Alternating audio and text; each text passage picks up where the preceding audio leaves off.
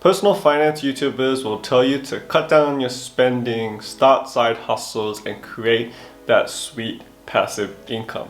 But most of them don't talk about building your career and focusing on your day job, which for most people is their main source of income.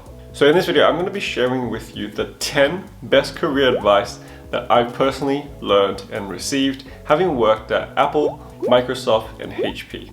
But before we get started, make sure you give the like button some advice and subscribe if you haven't already.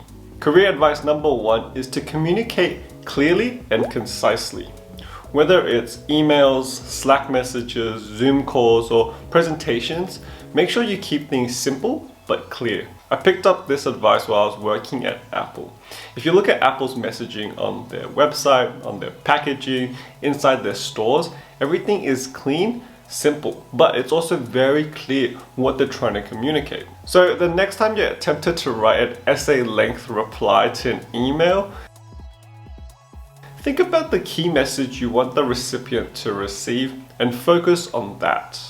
You should also consider whether a quick phone call might be a better option compared to an email. Career advice number 2 is to own up to your mistakes immediately. The truth is, we are all human, and at some point in our careers, we will make a mistake. Now, the worst thing you can do is try to hide and cover up that mistake or blame someone else. The best thing to do when you've made a mistake is to own up to it immediately and also to provide a solution that will fix your mistake. This will show your manager that not only do you take responsibility, but you're also proactive. Unless it's a very, very serious mistake, like you did something illegal, most managers are going to be quite understanding and forgive you. Now, if you have a bad manager, then it's probably going to suck, but at least you know you did the right thing and owned up to the mistake. Career advice number 3 is to keep your word. If you say you're going to do something, make sure you actually follow through and do it. No one likes a flaky coworker, and you don't want to have a reputation as the person that can't be relied on and doesn't keep their word and never shows up. Career advice number 4 is to manage people's expectations. Most people's disappointments comes from not having their expectations met. So if your manager wants you to finish a project in, say, a week, but you know realistically it's going to take you at least 2 weeks, you should have that discussion and manage the expectations, right? Let them know why this is going to take 2 weeks, and then when you complete it, if it takes less time, then that's great. But if you don't have that discussion and you end up disappointing your manager, then it's going to look really bad on you. Another way to manage expectations is to be proactive with updates. You should let stakeholders know how things are progressing along, right? Is everything on track? Did the client ask for something? Is there a delay in this project? By providing proactive updates, you reduce the chance of your boss or client being surprised and then disappointed with you. Now, you don't want to spam them every day. The smallest details updated to them. You should be able to find a good balance between how often you should update them and also what you should be updating. Career advice number 5 is learn or earn. In every job you have, you should be either learning or earning. Now, ideally, you want to have a job that allows you to do both, but those are probably hard to come by. If you're early in your career, it's really important to learn as much as you can, because the skills and experience that you gather, they're going to help you be able to earn later in your career. So the next time you're looking for a role, think about how this role can help you gain new experience or help you learn new skills. Career advice number 6 is to build your network. We all know the saying, it's who you know, not what you know. And that is especially true when it comes to building your corporate career. One of the easiest ways to get a new job and climb that corporate ladder is to be referred by someone at the hiring company. Personally speaking, I was able to get 3 jobs because of referrals from either ex-managers or ex-colleagues. So make sure you build up your network when you start your career. You never know who could help you get your next job. Wait, how do you actually build a network? It really depends on you creating connections and keeping those relationships with past colleagues, past managers, past clients. And as long as they feel like they can trust you and they can vouch for you, then they will be able to refer you for jobs. Career advice number 7 is to treat everyone with respect.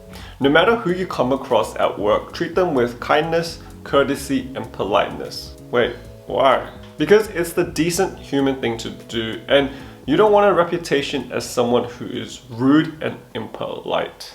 The thing is, no one's gonna really care how quickly or efficiently you completed that project if you treated everyone like crap.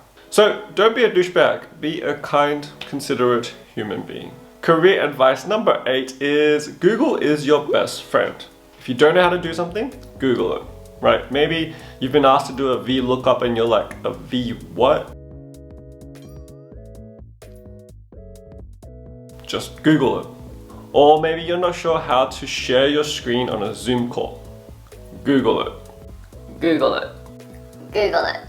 And if you can't find the answer on Google, then YouTube it. There are hundreds, if not thousands of tutorials out there, all for free, that will teach you step by step how to do pretty much anything in the world. In fact, I learned how to create YouTube videos using Final Cut Pro by watching YouTube videos. Career advice number 9 is to ask for help if you need it. Let's say you've searched on Google and you've looked at YouTube and you still can't find the answer or solution. Instead of sitting there and scratching your head and feeling sorry for yourself because you don't know how to do something, ask your co-workers, ask your manager to help you. 95% of your co-workers are going to help you if you ask them nicely. Now, 5% of them might be having a bad day or they might just be jerks. So forget about them, ask someone else. A lot of people, when they start their career, they're actually afraid to ask for help because they don't want to come off as dumb and stupid. So they would literally just sit there for hours trying to figure out a solution instead of just asking their colleagues who can probably help them in 5 to 10 minutes. So remember, just ask for help. And my last piece of advice is don't gossip. As tempting as it can be to join in on the juicy office gossip, don't do it. Don't do it. Don't do it. The person that you are gossiping to can easily turn around and then gossip about you, and before you know it, your office has turned into Game of Thrones and you are unfortunately your little finger, and we all know what happened to him.